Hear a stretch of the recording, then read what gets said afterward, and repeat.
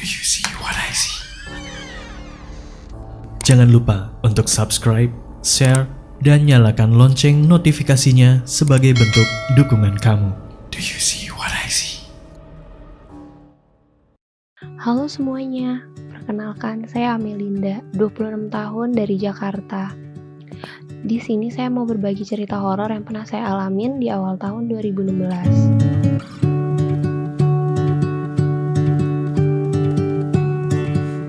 Lokasinya itu di sebuah rumah kontrakan yang ada di kota Cirebon. Awal cerita, saya ini punya kakak perempuan yang dinasnya di kota Cirebon. Kebetulan saat itu beliau baru aja ngelahirin. Pas banget juga, saya baru sidang kelulusan.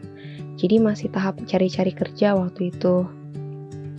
Nah, kakak saya ini tuh minta saya untuk nemenin di rumah kontrakannya. Awal saya datang ke rumah itu sih nggak ada perasaan aneh apapun. Kebetulan juga saya bukan orang yang peka sama hal-hal kayak gitu. Pernah sih saya ngalamin. Cuma hanya berupa suara aja waktu itu. Sampai suatu sore, di rumah itu cuma ada kakak, dede bayi, dan saya aja. Suaminya lagi keluar beli makan. Dan pembantunya itu posisinya lagi izin pulang. Kakak saya sama dede bayinya itu lagi di kamar. Nah, saya ini asik tuh nonton di ruang TV sendirian. Waktu itu saya emang ngerasa suasananya kok hening banget di rumah itu. Yang kedengeran tuh cuma ada suara TV. Pokoknya nggak ada suara-suara lain lah. Cuma saya emang tipenya bodo amat dan nggak terlalu mikirin gitu. Saya fokus nonton TV. Sampai tiba-tiba kakak saya ini manggil dari kamar. Dek, ngapain di luar sendirian? Sini, masuk kamar aja. Udah, nontonnya nanti aja. Saya tetap kekeh. Enggak ah, lagi asik. Nanti gue nyusul. Saya bilang gitu. Tapi kakak saya ini tetap maksa. Udah di kamar aja, nanti aja nontonnya. Ngapain sendirian? Pokoknya kakak saya ini maksa semaksa-maksanya. Ya udah, saya mikirnya saat itu mungkin dia lagi butuh bantuan saya di dalam. Ya udah, akhirnya saya pindah dong ke kamar. Pas di kamar kakak saya bilang, "Gak usah sendiri-sendirian kalau di luar." Gitu dia bilang. Ya, saya bodo amat lah masih. Nah, feeling mulai gak enak itu muncul di hari kelima. Waktu itu saya posisinya lagi cuci piring di dapur. Yang mana posisinya itu ngebelakangin kamar mandi.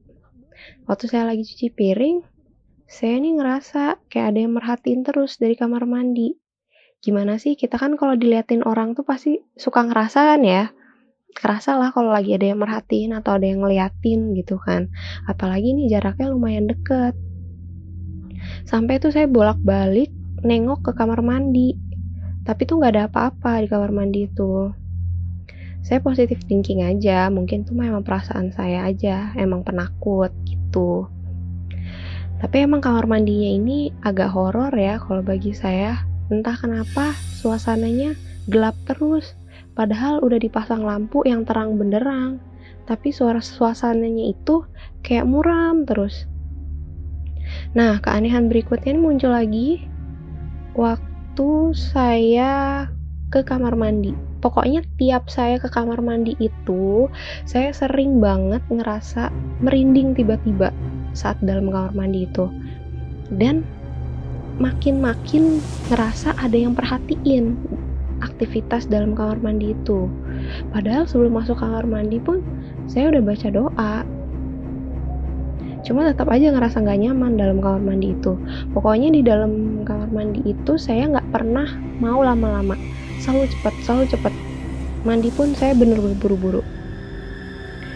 Selain itu juga, keanehan berikutnya di rumah itu adalah tiap malam atau pas menjelang maghrib, bayi kakak saya itu selalu nangis. Nangisnya ini tuh nangis yang menjerit, nangis yang seperti orang ketakutan, bener-bener kayak ketakutan, menjerit gitu. Padahal udah ditenangin sama kakak saya, dikasih susu, di pangku-pangku, tetap aja dia kayak menjerit ketakutan. dan dia tuh nggak pernah bisa tidur malam. Sampai suatu malam, ini mungkin puncaknya yang saya alamin, saat itu kakak sama bayinya dan juga saya tidur di kamar utama. Suaminya masih stay di ruang TV. Si dede ini rewel banget. Posisinya saat itu udah jam 12. Jam 12-an lah. Akhirnya suaminya ini ambil alih anaknya untuk ditenangin aja sama dia. Nah, kakak saya sama saya biar bisa istirahat, maksudnya seperti itu. Pas saya melek, pas saya nengok ke tembok kamar, saya ngeliat jelas, benar-benar jelas, pocong yang benar-benar asli.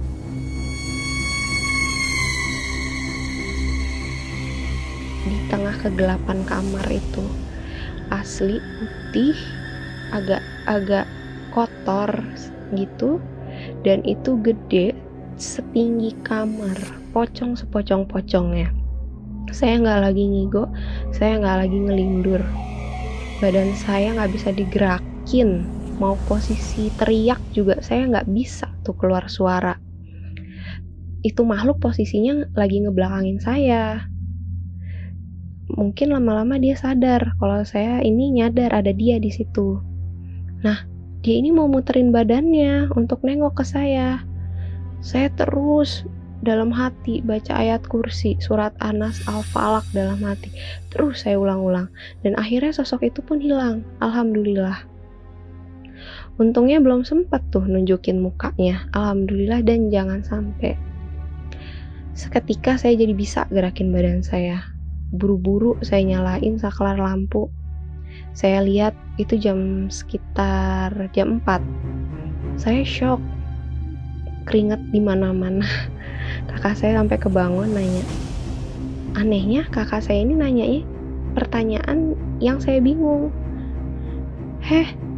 Ngapain sih lampu pakai dimatiin? Jangan pernah deh matiin lampu. Loh, harusnya kan saya yang nanya itu ke dia. Ngapain sih kakak ini matiin lampu? Terus suaminya itu saya lihat di luar udah tidur sama bayinya di kamar sebelah. Udahlah, saya nggak mikirin lagi. Saya emang masih shock. Besok paginya pas lagi sama kakak saya santai duduk-duduk, saya ceritain tuh semua kejadian semalam. Kakak saya cuma senyum. Oh, udah ketemu ya? Sialan juga ya, dia ngeganggu sampai kayak begitu. Akhirnya kakak saya ini cerita semuanya ke saya. Jadi memang ada sosok penunggu yang jahat di rumah itu. Sosoknya ya pocong itu. Yang perempuan ada di pohon di depan rumah. Pohonnya itu padahal juga gak besar loh. Nah, yang kecil ini ada di kamar pembantu. Dan yang laki-laki, which is ini yang paling kuat dan mendominasi. Ini sarangnya ada di kamar mandi. Dan si laki-laki inilah yang nunjukin wujudnya ke saya. Makanya itu juga alasan kenapa kakak gak pernah ngebiarin saya nonton TV sendirian. Sekalinya saya mau nonton, pasti sama kakak saya itu pintu kamarnya dibuka, biar dia bisa mantau saya dari kamar. Dan feeling saya soal kamar mandi itu pun terjawab. Ternyata memang kamar mandi itu sarangnya dia yang paling saya benci. Ya, sekian cerita dari saya. Mohon maaf untuk segala kekurangannya. Terima kasih buat teman-teman yang sudah mendengarkan. Selamat malam.